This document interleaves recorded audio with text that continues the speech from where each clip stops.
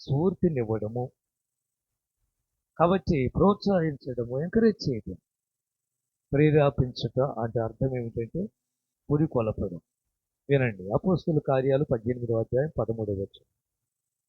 అపోస్తుల కార్యాలు 18వ అధ్యాయం 13వ వచనం. బైబిల్ తీసుకోండి.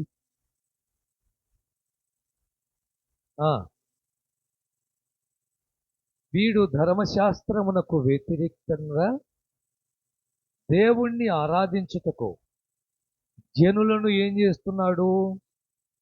ప్రేరేపించుచున్నాడని చెప్పేది. చూసావా, అపోస్తులైన పౌలు గారిని ఈ 18వ అధ్యాయంలో 13వ వచనములో వీడు ధర్మశాస్త్రమునకు వ్యతిరేక్తముగా దేవుణ్ణి ఆరాధించుటకు జనులను ప్రేరేపించుతున్నాడని చెప్పిరి. 12వ వచనములో 12వ వచనం. అకయకు అధిపతిగా ఉన్నప్పుడు ఈదులు ఏకీభవించి పౌలు మీదకి లేచి న్యాయపీఠం ఎదుట అతన్ని తీసుకుని వచ్చి. ఎవరి పని చేసింది?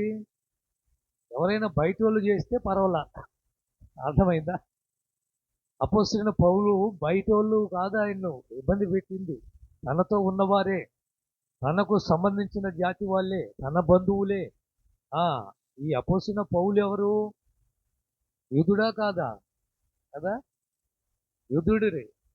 యూదుడైనప్పటికీ కూడా యూదులే ఈయన ఏం చేశారంటే ఈడ్చుకొని వెళ్ళి న్యాయపీఠం ఎదుట నిలబెట్టి, వీడు ఏం చేస్తున్నాడంటే మోషే ధర్మశాస్త్రానికి వ్యతిరేకంగా దేవుణ్ణి ఆరాధించడానికి పురికొల్పుతున్నాడు, అంటే ప్రేరేపిస్తున్నాడు. ప్రేరేపణ అండర్లైన్ చేసుకోండి. ఎజ్రా గ్రంథం 1వ అధ్యాయం. నేను ఓన్లీ రెఫరెన్స్ చూపించుకుంటా, ఎక్స్ప్లెయిన్ చేసుకుంటూ వెళ్తాను ఈరోజు. 1, 2, 3 మాటలు అంటూ ఏమి ఉండదు. ఎజ్రా గ్రంథం 1వ అధ్యాయం 5వ వచనం. దినవృత్తాంతాలు ఎజ్రా 1వ అధ్యాయం 5వ వచనం. అప్పుడు యూదా పెద్దలను, బెన్యామీనీలు పెద్దలను, యాజకులను, లేవీయులను, ఎవరెవరి మనస్సును దేవుడు ప్రేరేపించునో వారందరూ వారితో కూడుకొని వచ్చి యెరూషలేములో ఉండు యెహోవా మందిరము కట్టుటకు ప్రయాణమయ్యిరి. దేవునికి స్తోత్రం, హల్లెలూయా. ప్రేరేపించటం. ఎవరిని దేవుడు ప్రేరేపించాడో, ఏ విధంగా ప్రేరేపించాడో ఆడ తెలియదు, కానీ వాళ్ళందరూ దేవుని మందిరం కట్టాల్సి వచ్చినప్పుడు, యెరూషలేము గోడలను నిలబెట్టాల్సి వచ్చినప్పుడు ఎవరికి తగినట్టుగా వాళ్ళు సహాయపడటానికి వచ్చారు. వాస్తవానికి ఎజ్రా గ్రంథం, నెహెమ్యా గ్రంథం, దానియేలు గ్రంథం ఇవన్నీ యెరూషలేము గురించే మనం చూస్తాం. ప్రవచనాలు ఉన్నాయి అందులో. బబులోనుకు చెరగొట్టబడిన వారిలో ఎజ్రా కూడా ఉన్నాడు, ఏమండి, నెహెమ్యా కూడా ఉన్నారు. అక్కడ ఉద్యోగాలు సంపాదించుకున్నారు వీళ్ళు బబులోనులోనే. ఇప్పుడు నెహెమ్యా ఉన్నాడు, రాజు దగ్గర ఏం చేసేవాడు? గిన్నె అందించేవాడు. దానియేలు ఉన్నాడు, రాజు దగ్గర ఏం చేసేవాడు? ముఖ్యుడు, ప్రధానమంత్రి. అర్థమైందా? షద్రకు, మెషకు, అబేద్నెగోలు ఏం చేసేవాళ్ళు? రాజనగరంలో వీళ్ళు ఒక సలహాదారులు. కాబట్టి ప్రియమైన దేవుని బిడ్డలారా, అక్కడికి వెళ్ళిన ఈ పరిశుద్ధులు పట్టబడినప్పుడు, పరిశుద్ధుల్ని కొనిపోబడినప్పుడు, పరిశుద్ధులు చెరపట్టబడినప్పుడు దేవుడు వారిని చెరలో నుంచలా, అక్కడ కూడా దేవుని సన్నిధిలో నిలబెట్టాడు, విలువైన స్థలంలో నిలబెట్టాడు. కారణం ఏంటంటే వాళ్ళు పరిశుద్ధంగా జీవించడానికి ఇష్టపడ్డారు. దానియేలు ఏమన్నాడు? రాజు తినే భోజనం నేను తినడానికి వీలు, నేను అపవిత్రమైనది నేను తిన్నను, ఒక ఛాలెంజ్గా తీసుకున్నాడు. అలా తీసుకున్నారు కాబట్టి వాళ్ళు ఇతర దేశాల్లో కూడా ఆ ఉన్నత శిఖరాలు ఎక్కారు. యోసేపుకు దేవుడు తోడై ఉన్నాడు కాబట్టి ఐగుప్తు దేశంలో కూడా యోసేపును దేవుడు ఏం చేశాడు? పై స్థాయిలో నిలబెట్టాడు. ఎవరిని ఏ విధంగా ప్రేరేపించారో ఆ విధంగా దేవుని మందిరం కట్టడానికి ఒక్కొక్కరు వచ్చారు. ఒక చేత కట్టిపట్టుకున్నారు, ఒక చేత పని చేయటం మొదలుపెట్టారు. తెలుసా మీకు? ఏమండి, చాలా ఆటంకాలు వచ్చాయి యెరూషలేము గోడలు కట్టేటప్పుడు. యెరూషలేము గోడలు నిలబెట్టడానికి నెహెమ్యా వచ్చినప్పుడు చాలా ఆటంకాలు వచ్చారు, చాలా మంది అడ్డుపడ్డారు, యుద్ధం చేయాల్సి వచ్చింది. ఒక చేత యుద్ధము, మరొక చేత పని. ఆగిపోల 52 రోజుల్లో యెరూషలేము గోడలను నెహెమ్యా కాలంలో కట్టగలిగారు. దేవునికి స్తోత్రము కలుగునుగా. హల్లెలూయా. అయితే మోషే ప్రత్యక్షం గుడారం నిర్మించిన తర్వాత ఇన్ని మూరలు పెట్టాలి, ఇంత వెడల్పు పెట్టాలి, మందస్సం ఇక్కడ ఉండాలి, అన్ని రకాలుగా దాని ప్లాన్ అంతా దేవుడు ఇచ్చిన తర్వాత మోషే ప్రత్యక్షం గుడారం కట్టిన తర్వాత దానికి యాజకులను పెడతాడు. యాజకులు ఎవరు? లేవీలు. లేవీల్లో ఎవరు? అహరోను సంతానమే సేవ చేయాలి. ఆ రోజుల్లో ఎవరు చేయటానికి వీలు లేదు. అహరోను సంతానమే సేవ చేసేవాళ్ళు. ఆ యాజకులను వాళ్ళని పెట్టినప్పుడు, లేవీలను పెట్టినప్పుడు ఆ లేవీ సంతానంలో ఉన్న యాజకులు సేవ చేస్తూ వాళ్ళకు డ్రెస్ కోడ్ ఉండేది సేవకులు. ఇలా సేవ చేస్తూ ఉన్నప్పుడు ఈ లేవీలు ఏం తినాలి, యాజకులు ఏం తినాలి అని మోసే కానుక పెట్టి అక్కడ మీరు ఏదైనా చేయగలరా అని చెప్పినప్పుడు అది కూడా చూద్దాం. 35 అధ్యాయానికి వెళ్ళండి. నిర్గమాకాండం 35 అధ్యాయం 21, 22. నిర్గమాకాండం 35. తరువాత చూసావా? తర్వాత అంటే ఎప్పుడు? ప్రత్యక్ష గుడారం అయిపోయింది, లేవీలను పెట్టాడు, అంటే అహరోను సంతానం సేవ చేయటానికి నిర్మించాడు 35 అధ్యాయంలో. ఇప్పుడు ఏంది తర్వాత అంటే మీరు అర్థం లేవని ఇవ్వగలరా అన్నప్పుడు మోసే తర్వాత 35 అధ్యాయము 20 వచ్చిన తరువాత 21 వచ్చిన తర్వాత ఎవరిని హృదయము వారిని రేపునో, ఎవరిని మనసు వారిని ప్రేరేపించునో వారందరూ వచ్చి ప్రత్యక్షపు గుడారము యొక్క పని కొరకును, దాని సమస్త సేవ కొరకును, ప్రతిష్ఠిత వస్త్రముల కొరకును యెహోవాకు అర్పణలు తెచ్చిరి. 22 వచ్చిన స్త్రీలు గాని పురుషులు గాని ఎవరెవరిని హృదయమో వారిని ప్రేరేపించినో వారందరూ యెహోవాకు బంగారము అర్పించి ప్రతివాడు ముక్కురలను, పోగులను, ఉంగరములను, తాళవులను, సమస్త విధమైన బంగారపు వస్తువులను తెచ్చిరి. ఈరోజు మన దేవుని మందిరంలో ఏదైనా కానుక ఇవ్వాలంటే ఊరకనే ఇస్తున్నారా? మీరే చెప్పండి. ఏదైనా ఒక వస్తువు తేవాలంటే ఊరకనే తీసుకున్నారా? ఏదైనా పలహారం తేవాలంటే ఏదోలే పాస్టర్ గారు మెచ్చుకోవాలని తెచ్చుకున్నాం అనుకుంటున్నారా? వాళ్ళను దేవుడు ప్రేరేపిస్తూ నేను ఇది చెయ్యాలి, నేను ఇది ఇవ్వాలి, ఈ కానుక పెట్టెలో వేయాలి, ఈ వస్తువు నేను తేవాలి అని అంటే ఒక ఆమె మనం సువార్త ప్రకటించడానికి 3 రోజులు ఇక్కడ సభలు పెడితే ఒక అమ్మాయి బంగారపు పోగులు తీసుకొచ్చి నా చేతిలో పెట్టి ప్రార్థన చేయించుకొని వెళ్ళిపోయింది. ఏంటమ్మా ఏంటనంటే మీరు సువార్త 3 రోజులు మీటింగ్లు పెడుతున్నారు, దానికి ఖర్చు పెట్టారు ఏమండి. ఒక అమ్మాయి వెండి తీసుకొచ్చి సంచిలో వేసి వెళ్ళిపోయింది. ఇలా ఎందుకు? ఎందుకంటే వాళ్ళను దేవుడు ప్రేరేపిస్తున్నాడు. వారిని దేవుడు ప్రేరేపిస్తున్నాడు కాబట్టి ఎవరికి తగినట్టుగా స్త్రీలు, పురుషులు, పిల్లలు అందరూ కూడా ఎవరికి తగినట్టుగా వాళ్ళు సేవలో పాలు పంపులు పొందుతున్నారు. ఆ రోజు మందిరం కట్టాలంటే నెహెమ్యా వల్ల అవుతుందా? ఎజ్రా వల్ల అవుతుందా? యెరూషలేము మందిరం గోడలు నిలబెట్టాలంటే వల్ల కాదు. అయితే దేవుడు ప్రార్థన చేస్తే నెహెమ్యా ఎన్ని రోజులు? ఇన్ని రోజులు రాయల. ఏమండి, ఉపవాసాలు ఎన్ని రోజులు ఉన్నాడు? వాస్తవానికి ఒక్కొక్కళ్ళు ఇన్ని రోజులు రాయబడింది. ఏలియా గారున్నారు 40, మోషే గారున్నారు 40, యేసు ప్రభు 40. ఏమండి, 21 రోజు దానియేలు, 7 రోజులు దావీదు, ఇంకా ఎస్తేరు 3 రోజులు, ఇంకా నినివే పట్టణస్తులు 1 రోజు, ఇంకా చాలా మంది ఉపవాసాలు ఉన్నారు. వాళ్ళు ఇన్ని రోజులని రాయబడలా. కానీ నెహెమ్యా కొన్ని దినములు అని రాయబడింది. కొన్ని దినాలంటే బహుశా 20 రోజులు కావచ్చు, 60 రోజులు కావచ్చు, 90 రోజులు కావచ్చు, బహుశా 150 రోజులు కావచ్చు, మనకు తెలియదు.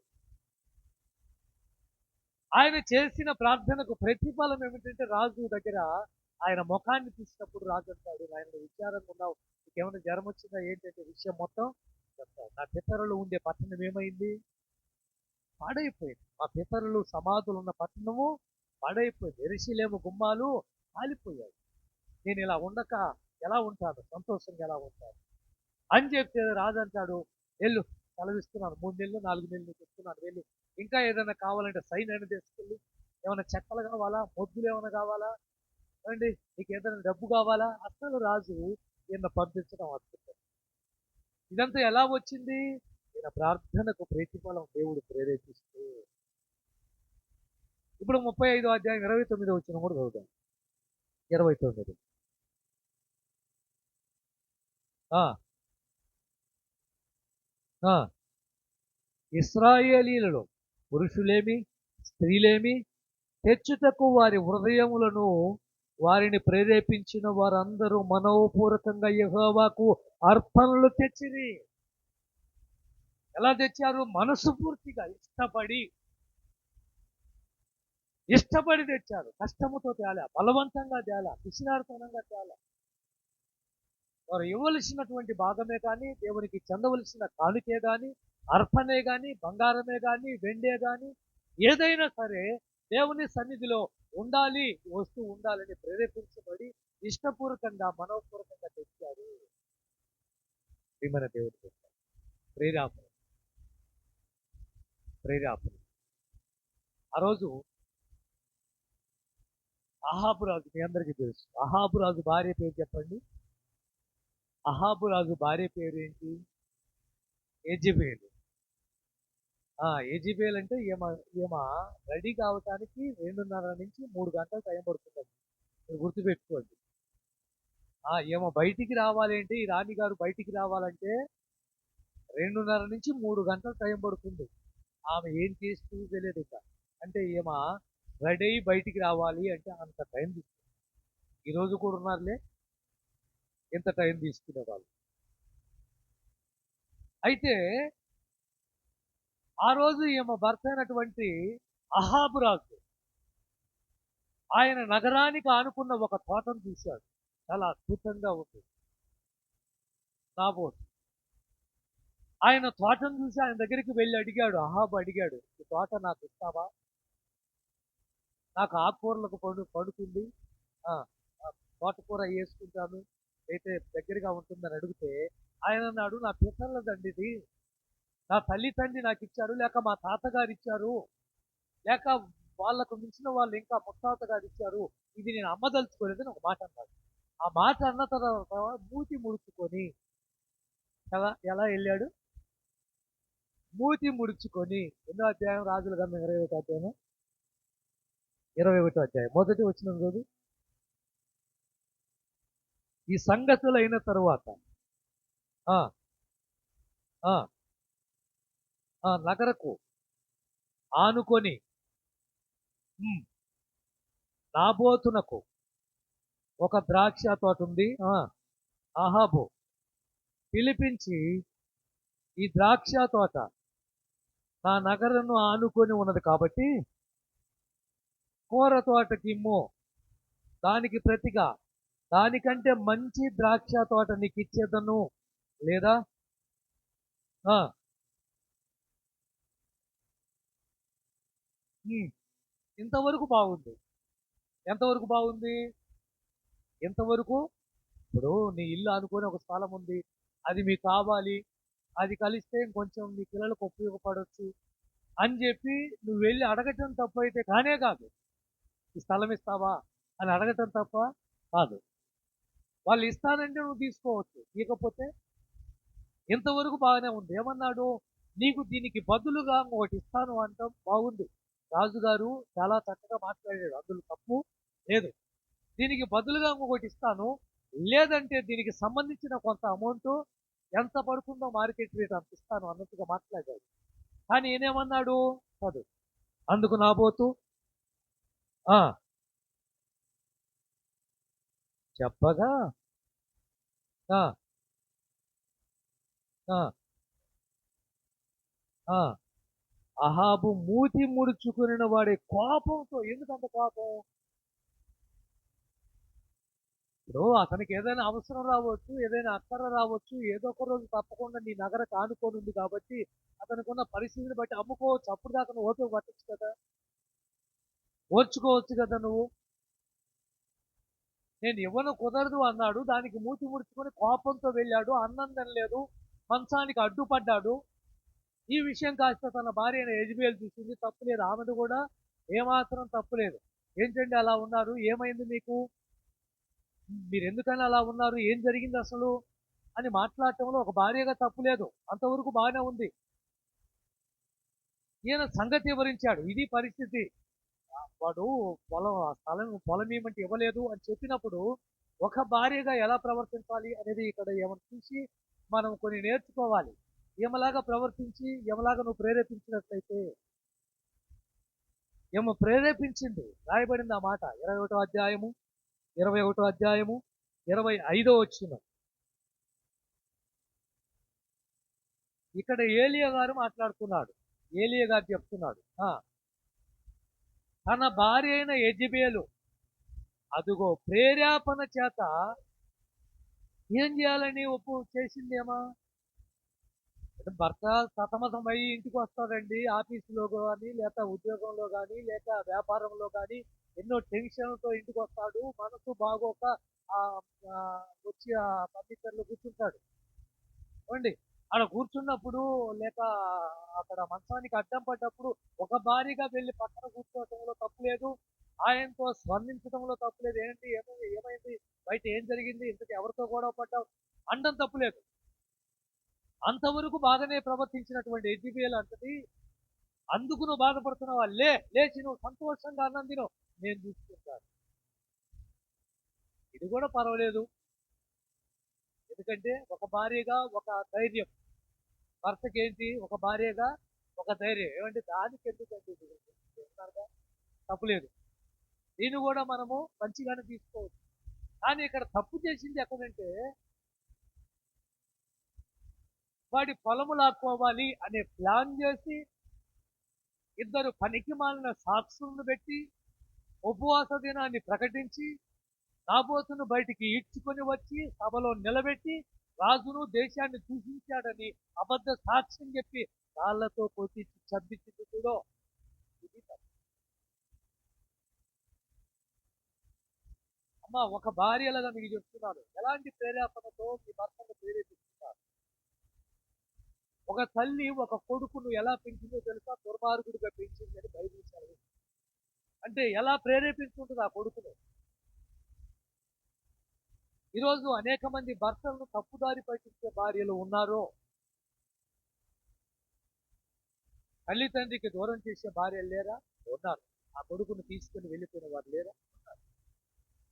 25 సంవత్సరాలుగా పెంచినటువంటి ఆ కన్న తల్లి తండ్రికి దుఃఖాన్ని మిగిలించింది ఎవరు, నీ వల్లే కదా, నువ్వు ప్రేరేపించే కదా. మంచి దారిలో వెళ్ళవలసినటువంటి చక్కని ఉద్యోగము, మంచి జాబ్ చేస్తూ ఉన్నాడు, లంచగొండిగా తయారు చేసింది ఎవరు, ఒక భార్య గట్టిగా.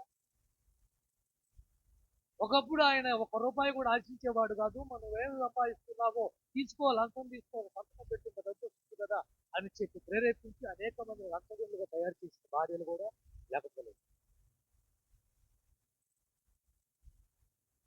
ఆ రోజు యెజెబెలు చేసినటువంటి తప్పుడు ప్రవర్తన వల్ల ఏలియా వచ్చి అంటున్నాడు, నీ యొక్క రక్తాన్ని కుక్కలు నాకుతాయి.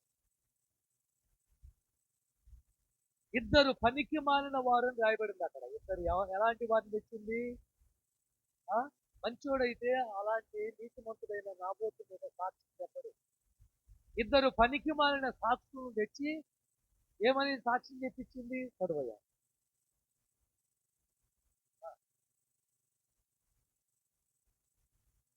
అదే వచ్చిన చదువు. నీవు దేవునిని రాజును దూషించితివని అతని మీద సాక్ష్యం పలుకుటకు పనికి మాలిన ఇద్దరు మనుషులను సిద్ధపరుచుడి. చూసావా ఎవరిని, ఎలాంటి ప్రేరేపణ. ఈరోజు రోజు మోసే ప్రకటన చేస్తే స్త్రీలు పురుషులు అనేక మంది బంగారము వెండి వస్త్రాలు దేవునికి సంబంధించిన వస్తువులు తీసుకొని వచ్చారు. అది ప్రేరేపించబడ్డారు, దేవుడు ప్రేరేపించారు. దేవుడు ప్రేరేపించే విధానం వేరండి. దేవుడు ప్రేరేపించే విధానము వేరు. ఆ రోజు శాంసోను సింహాన్ని ఎలా చంపాడు చెప్పండి, చీల్చి పడేశాడు. ఎలా చీల్చి పడేశాడని బైబిల్ సెలవు. సింహాన్ని ఒక మనిషి చీల్చివేశాడు. కారణం ఏమిటి, దేవుని ఆత్మ శాంసోను ప్రేరేపించి. చదవండి ఆ మాటలు, న్యాయాధిపతుల గ్రంథం 14వ అధ్యాయం 6వ వచనం.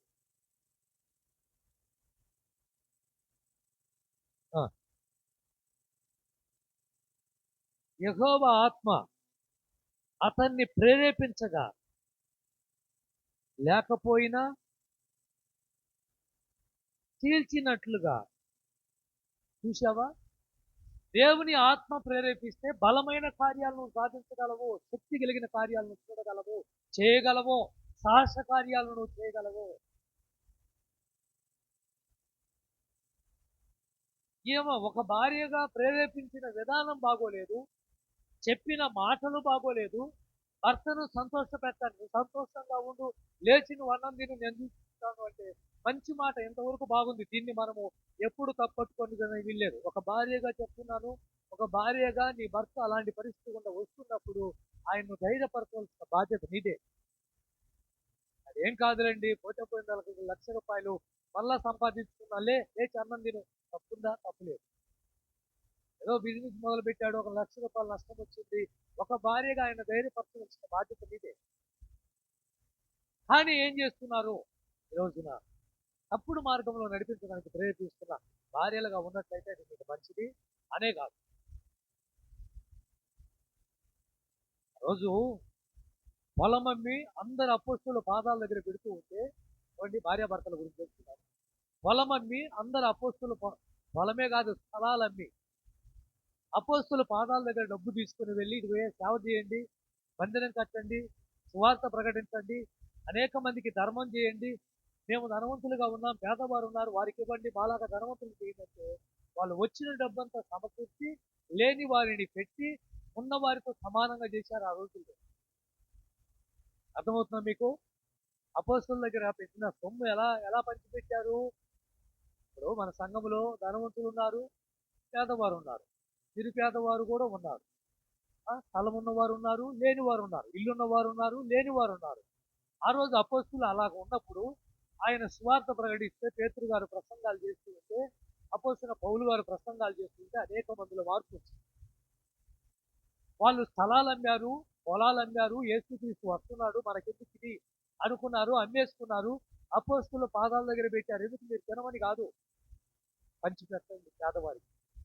సంఘములో ఎవరెవరికి తక్కువగా ఉందో వాళ్ళకి పెడితే వాళ్ళు కూడా సంఘములో సమానంగా ఉన్నారు. ఇప్పుడు అందరూ ధనవంతులుగా ఉన్నారు, ఇప్పుడు అందరికి ఇల్లు ఉన్నాయి, ఇప్పుడు అందరికీ స్థలాలు ఉన్నాయి, అందరికీ బంగారం ఉంది, అందరూ బాగున్నారు. ఇప్పుడు అందులో ఇద్దరు భార్యాభర్తలు ఏం చేశారు చెప్పండి? మేము కూడా అమ్మి ఏం చేద్దాం, ఇల్లు అసలు తెచ్చింది ఎందుకో తెలుసా? మెప్పు కోసం. పేతురు మెచ్చుకోవాలి అని, అది లెక్క. అని ఆ పొలాన్ని అమ్మి పేతురు దగ్గరికి ఇద్దరు తీసుకొని వచ్చారు. చూడండి, భార్యాభర్తలు ఏకీకరించుకుని భలే ఉంటుంది. తీసుకొని వచ్చినప్పుడు ముందు భర్తను పంపించింది, కానీ విషయం ఏంటంటే వచ్చిన సొమ్మును చూడగానే ఆమెకు ఏమైంది? దాని మీద వ్యామోహం కలిగింది. ఇంత డబ్బు తీసుకెళ్ళి పేతురు గారికి ఇస్తే నేను అందరికీ పంచి పెడతారు తప్ప ఏముందని చెప్పి తను దాచేసి తీసుకొని వెళ్ళి అక్కడ అపోస్తులు పేతురు పాదాల దగ్గర పెడితే పేతురు అంటాడు, ఎంతకైనా అననయ్య, ఎంతకైనా అమ్మింది? అప్పుడు పేతురు 5వ అధ్యాయం అపోస్తుల కార్యాల్లో ఈ చరిత్ర ఉంటుందా?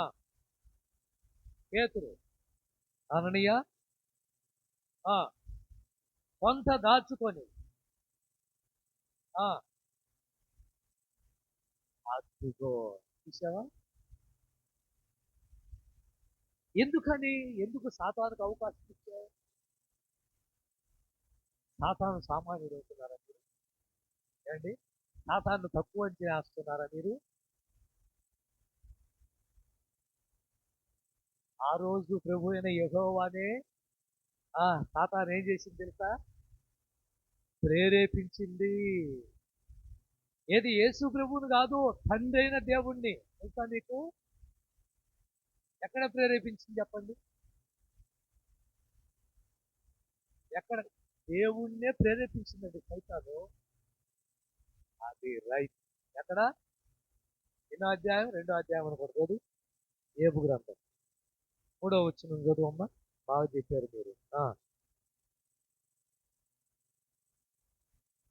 అందుకు యెహోవా, ఆలోచించుతివా?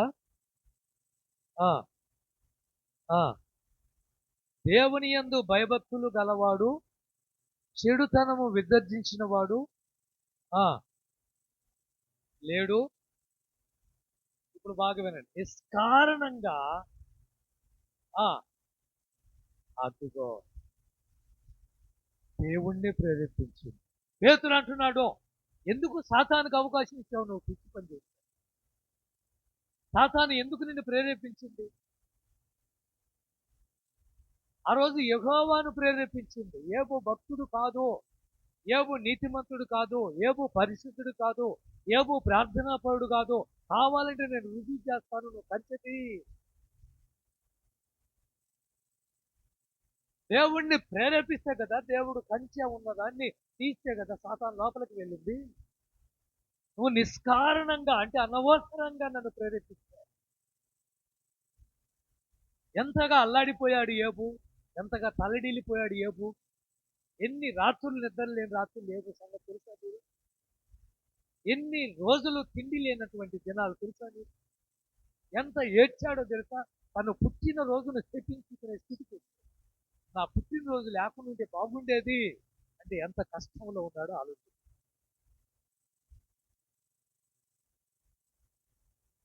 ప్రేరాత, ఒక మంచి ప్రేరాత, ఒక మంచి ప్రేరాత.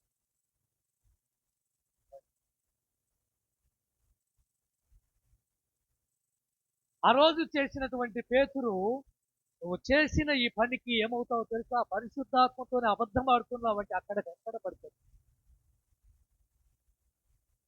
ఇప్పుడు వీళ్ళిద్దరి గురించి మనం మాట్లాడుకోవాలంటే భార్యాభర్తలుగా, భార్య చెప్పిందండి ఏమని, ఏమండి పేతురికి ఏం తెలుసండి, మనం ఇంత ఇస్తామని అనుకున్నామా?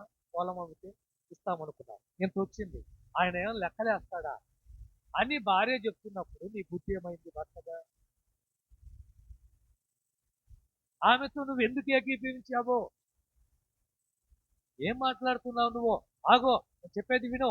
మనం దేవునికి ఇస్తామని చెప్పాం, ఈ పొలం అమ్మి దేవునికి ఇస్తామని, దేవుంది మంది కాదు, అలా మాట్లాడొద్దు అని ఒక భర్తగా చెప్తుంటే ఆ రోజు ఇద్దరి ప్రాణాలు కాపాడబడేవి. ఆమె నిన్ను ప్రేరేపించింది, నువ్వు ముందెళ్ళు నేను తర్వాత వస్తాను అని. దీనంతటికి కారణం ఎవరు? సైతాను. వెళ్ళాడు, ప్రాణాలు పోగొట్టుకున్నాడు. ఈ లోపు ఆయన ఈడ్చుకొని వెళ్ళిపోయారు, సమాధి చేశారు. ఈ లోపు భార్య వచ్చింది. ఏం పేరు? అననీయ, సఫీరా. ఏమో వచ్చి ఏమీ అడగనట్టు ఏమి నటిస్తారో ఈ రోజున, ఏమండి? ఏమీ ఎరగనట్టు అలా నిలబడాడు. ఆయన అన్నాడు, అమ్మా ఎంతకేనండి? ఆయన ఏ ప్రశ్న అడిగాడో భర్తను ఏమని కూడా అదే ప్రశ్న అడిగాడో. వచ్చిన వెంటనే చేయాల్సింది మా ఆయన ఏడి, ఇది కదా అడగాల్సింది. ఎక్కడికి వెళ్ళాడు, వచ్చాడా లేదా, పేతురు గారు మీకు సొమ్ము ఇచ్చాడా లేదా, పొలం అమ్మామండి, ఇది కదా అడగాల్సింది. చదువమ్మా 5వ అధ్యాయం.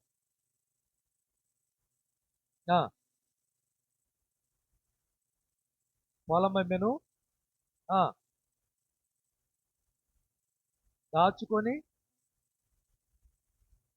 పెట్టెను. ఉమ్, ఉమ్, ఉమ్, ఉమ్, ఉమ్, ఉమ్. 7వ వచనం చూద్దాం. 7వ వచనం చూద్దాం. ఇంచుమించు 3 గంటల సేపటికి వాని భార్య జరిగినది ఎరగక లోపలికి వచ్చెను. అప్పుడు పేతురు, మీరు ఆ భూమిని ఇంతకే అమ్మితిరా, నాతో చెప్పమని ఆమెను అడిగను. అందుకు ఆమె అవును ఇంతకే అని చెప్పాను. అంటే అర్థమైంది, ఇద్దరు ఇద్దరు ఏం చేశారు? పొరపాటున మాట్లాడతారు జాగ్రత్త అని చెప్పారు, మాట్లాడుకున్నారు. కాబట్టి ఇద్దరు ఏకీభవించారు. కాబట్టి ఇప్పుడు పొరపాటున నేను అంత కాదండి అంటే మాట పోయింది. కానీ ఇక్కడ భర్త గురించి ఆలోచించవలసింది కూడా, ఈమె ఏం చేసిందంటే అందుకు ఆమె అవును ఇంతకే అని చెప్పాను. అందుకు పేతురు, ప్రభు యొక్క ఆత్మ శోధించుటకు మీరెందుకు ఏకీభవించిరి? ఇదిగో నీ పెనిమిటిని పాతి పెట్టిన వారు పాదములు వాకిటిన ఉన్నవి, వారు నిన్ను మోసుకొని పోదురని అతనితో చెప్పాను. వెంటనే ఆమె అతని పాదముల యొక్క ప్రాణం. ఆ రోజు ఇద్దరు ప్రాణాలు పోగొట్టుకోవడానికి కారణం ఎవరు అంటే వాళ్ళిద్దరూ తప్పులేదు. భార్యాభర్తగా ఇవి ఏమండి, దేవుని మందిరానికి ఇది ఇవ్వాలనుకుంటున్నా, ఏమంటారు మీరు? తప్పులేదు. దేవునికే కదండి ఇచ్చేయండి అని భార్య కానీ భర్త కానీ అలా. లేదా ఇప్పుడు కాదులే, మన దగ్గర తక్కువగా ఉంది ఈసారి చూద్దాం, ఇలా మాట్లాడుకొని ఇద్దరు కలిసి నిర్ణయం తీసుకుంటే మంచిదే. కొంతమంది భార్యలు ఇలాంటి పరిస్థితికి దేవునికి ఇచ్చే విషయంలో ఒప్పుకోరు కాబట్టి భార్యకు తెలియకుండా భర్తలు ఇచ్చే వాళ్ళు కూడా లేకపోలేదు. నేను చూస్తుంటాను అలాంటి వాళ్ళని కూడా. ఏమండి, అలా ఇచ్చే వాళ్ళని కూడా చూస్తుంటాను. తప్పులేదు, అది కూడా ఏమాత్రమో భార్యకు తెలియకుండా ఎందుకు ఇచ్చామని తప్పులేదు. అయితే ఇద్దరు ఏకీభవించి మంచి పని చేయండి అది నేను చెప్పాలనుకుంటున్నాను. ఏం చేయండి? ఇద్దరు భార్యాభర్తగా ఏకీభవించి మంచి వాటిని చేయటానికి ప్రేరేపణ కలిగింది. సామెతల గ్రంథం 1వ అధ్యాయం 10వ వచనం. 1వ అధ్యాయం 10వ వచనం. నా కుమారుడా, అదిగో పాపులు నిన్ను ప్రేరేపించినప్పుడు కోపకము ఆ ఆ ఉమ్, ఆ వదిలే, ఇంకా ఎన్ని వస్తున్నాయి. పాపులు నిన్ను ప్రేరేపించినప్పుడు, తప్పు చేయడానికి నిన్ను ప్రేరేపించినప్పుడు, తప్పుడు మార్గంలో నడిపించడానికి వాళ్ళు నిన్ను ప్రేరేపించినప్పుడు, ఏం కాదులే క్లబ్కి వెళ్దాంపా, ఏం కాదులే సినిమాకి వెళ్దాంపా, ఏం కాదులే బజార్కి వెళ్దాంపా, ఏం కాదులే వాడికి వెళ్దాంపా అనే విషయానికి వచ్చినప్పుడు జాగ్రత్తగా వినండి, జాగ్రత్త పడండి. ఒప్పుకోవద్దు. ఆ స్థలానికి నేను రాకూడదండి చెప్పే ఒక మాట. నేను అక్కడికి రాకూడదు, ఆ సినిమాకు నేను రాకూడదు చెప్పేసి పాపులు నిన్ను ప్రేరేపించినప్పుడు ఏం చేయొద్దు? ఒప్పుకోవద్దు. ఏం ప్రేరేపిస్తారు ఇంతకు? యోబు గ్రంథానికి వెళ్ళాలి. 31వ అధ్యాయం 26వ వచనం.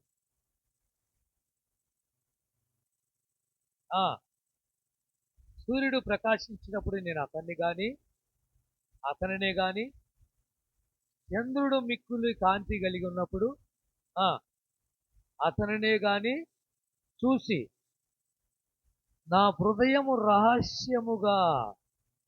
రహస్యముగా ఏం చేస్తే? ప్రేరేపించబడితే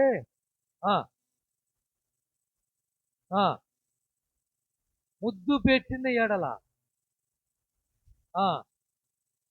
చూసావా?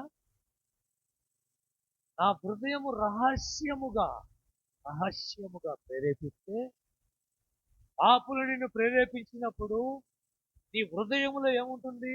వెళ్తే బాగుంటుంది, చేస్తే బాగుండేది, చూస్తే బాగుండేది, అనవసరంగా నేను పోగొట్టుకున్నాను టైం అని ఒకవేళ నువ్వు రహస్యంగా ఆలోచించినా కూడా తప్పే. సూర్యుడు ప్రకాశించినప్పుడు, చంద్రుడు ప్రకాశించినప్పుడు ఎంత బాగున్నాయి అని వాటి గురించి నువ్వు ఆలోచించి అవే దేవుళ్ళని ఈరోజు నమస్కారం చేస్తున్నాను. అందుకే ఈరోజు ఎక్కువ శాతము గుర్తుపెట్టుకోండి, ఎక్కువ శాతము క్రిస్టియన్లు, క్రీస్తును నమ్ముకున్న వారిని అనేక మంది అన్యజనులు, అనేక మంది విగ్రహారాధికులు వీరిని ప్రేరేపించి దేవుళ్ళలోంచి లాగేస్తున్న సంగతి మీకు ఎంతమంది తెలుసు? ఇది ఇప్పుడుది కాదండు, ఇప్పుడుకిప్పుడు పుట్టింది అనుకుంటున్నారా? ద్వితీయోపదేశకాండం 13వ అధ్యాయం 5వ వచనం. ద్వితీయోపదేశకాండం 13వ అధ్యాయం 5వ వచనం. మళ్ళీ చదువు.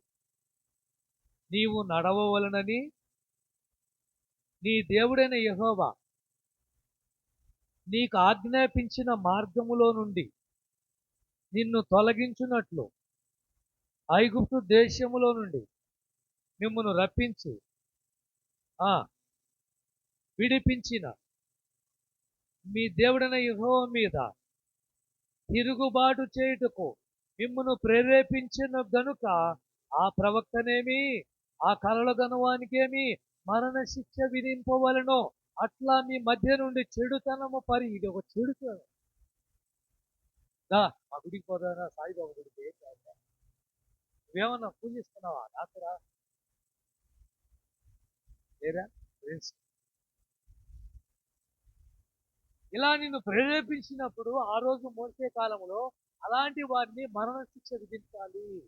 ఏడవచ్చిన చదువుతా, ఏడవచ్చిన, భూమి యొక్క ఈ కొన మొదలుకొని ఆ కొన వరకు నీకు సమీపంగా నుండినను నీకు దూరముగా నుండినను నీ చుట్టూ నుండు జనముల దేవతలు నీవును నీ పితరులను ఎరగని ఇతర దేవతలను పూజింతుము రమ్మని రహస్యముగా నిన్ను ప్రేరేపించిన ఎడలా వారి మాటకు సమ్మతింపకూడదు, వారి మాట వినకూడదు, వారిని కటాక్షింపకూడదు, వారి యందు జాలి పడకూడదు, వారిని అవశ్యముగా వారిని.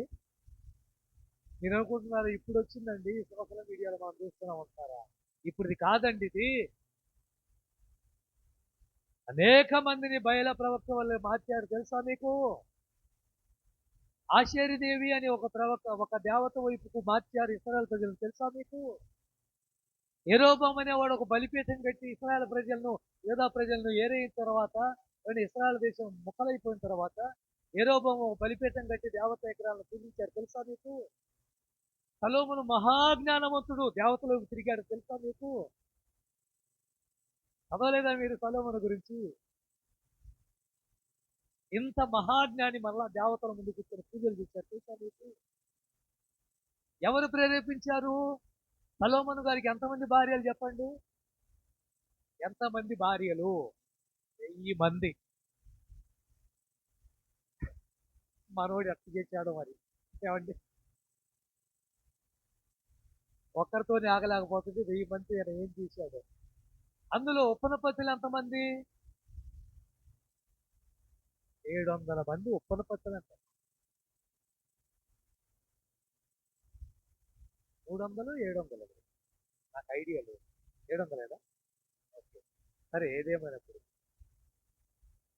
ఏ ఉపనపత్తులను అయితే ఆయన పెట్టుకున్నాడో వారు ఈయన ప్రేరేపించి మార్చి పడేశారు. అది సంగతి. అందుకే అన్యులతో సావాసం వద్దు, అందుకే విగ్రహారాధికులు పెళ్లి చేసుకోవద్దు. ఎందుకు? వాళ్ళు ఏ టైం అని నిన్ను మార్చదు. ఆత్మీయంగా ఉన్న నీ జీవితాన్ని చెక్కపెట్టి కాల్చిపడేది, అనగదొక్కేది. ఇంత చేసిన భక్తి అంతా మంట కలిసిపోతుంది. 12 వచ్చు ద్వితీయోపదేశ కాండమే 13, 12. నీవు నివసించుటకు నీ దేవుడిన యెహోవా నీకిచ్చుతున్న ఆ పొరములో ఏదొక దాని యందు పనికి మాలిన కొందరు మనుషులు మీ మధ్య లేచి మీరు ఎరుగని ఇతర దేవతలను పూజింతుము రండి అని ప్రేరేపించరని నీవు విని ఎడల నీవు ఆ సంగతి శోధించి పరీక్షించి బాగా విచారింపవలను. అది నిజమైన ఎడల, అనగా అతిహేయమైన ఇది నీ మధ్య జరిగిన ఎడల అంటాడు. చాలా విషయాలు మోసే గారు మాట్లాడుతూ ఉంటారు. అందుకే మనల్ని ప్రేరేపించే వాళ్ళు ఉంటారు.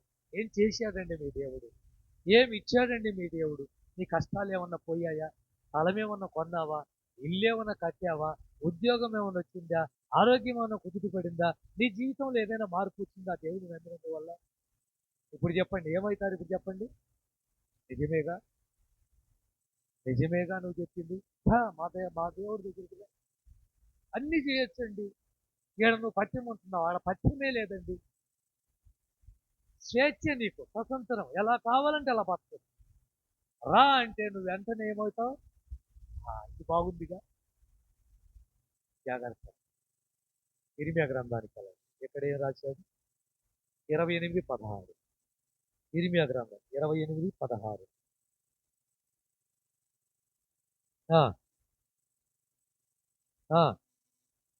భూమి మీద నుండి యెహోవా మీద తిరుగుబాటు చేయుటకై నీవు జనులను ప్రేరేపించుతుంది కనుక చూసావా? ఒకరోజు రాబోతుంది, దేవుడు తీర్పు తీర్చబోతున్నాడు. ఎవరిని పాపం చేయడానికి ప్రేరేపించావో, నీ వల్ల ఎంతమంది నరకానికి వెళ్ళడానికి సిద్ధంగా ఉన్నారో, ఒక రోజు దేవుడు తీర్పు తీరుస్తున్నాడు. ఏమండి ఆ రోజు యేసుప్రభుని అప్పగించడానికి ఎవరిని ప్రేరేపించారు చెప్పండి? ఎవరు ప్రేరేపించారు? యాజకులు, సేవకులు, ప్రధాన యాజకులు, కయప అన్న, ఏమండి యూదులు, వీళ్ళందరూ ప్రజలను ప్రేరేపించి యేసుని అప్పగించడానికి మొదలుపెట్టారు.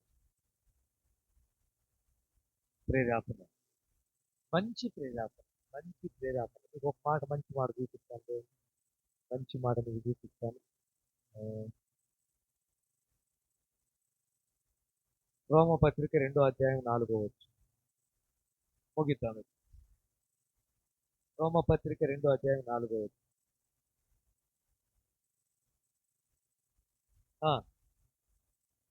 లేదా దేవుని అనుగ్రహము మారు మనస్సు పొందుటకు నిన్ను ప్రేరేపించుతున్నదని ఎరుగక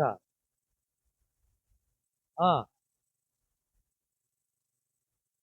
సహనమును, దీర్ఘశాంతము.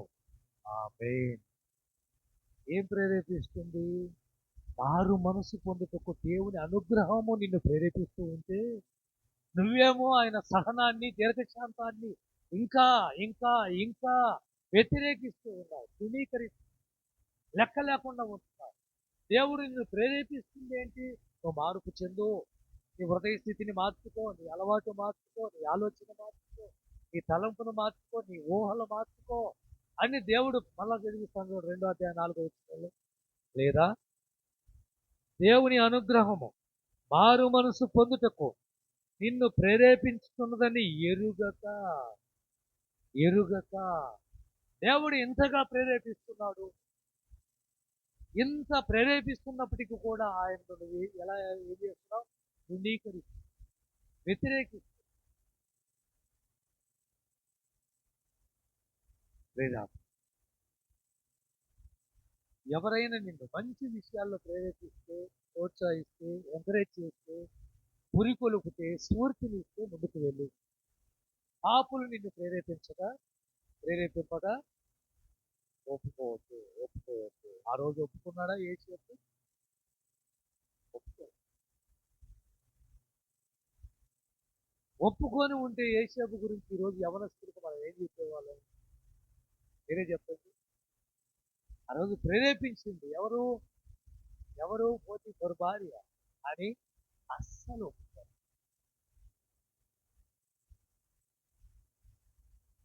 ఈ రాత్రి దేవుడు నిన్ను ప్రేరేపిస్తున్నాడు, ఆయన అనుగ్రహం చూపిస్తున్నాడు, నువ్వు మారు మనసు పొందాలి. నీ జీవితంలో మేలు పొందుకోవాలని దేవుడు ఆశీర్వదిస్తున్నాడు.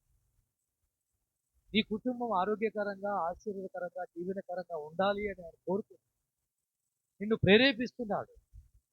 కానీ నువ్వు ఆయన సహనాన్ని, దీర్ఘశాంతాన్ని తృణీకరిస్తున్నావు. ఎంత ఓపికగా తలుపు అనే హృదయం అనే తలుపు దగ్గర నిలబడి పడుతున్నాడు. బిడ్డ తలుపు తీ, నేను లోపలికి వస్తాను. నీవు నేను కలిసి భోంచేద్దాం, నీవు నేను కలిసి ఒక చోట నివాసం చేద్దాం. కానీ నువ్వు తలుపు తీయడానికి కళ్ళొచ్చుకో, ప్రార్థన చేసుకో. మన మధ్యలో ఉన్న లూదియా ప్రార్థన చేసి ప్రార్థనలో ఎక్కువ స్తోత్రం స్తోత్రం స్తోత్రం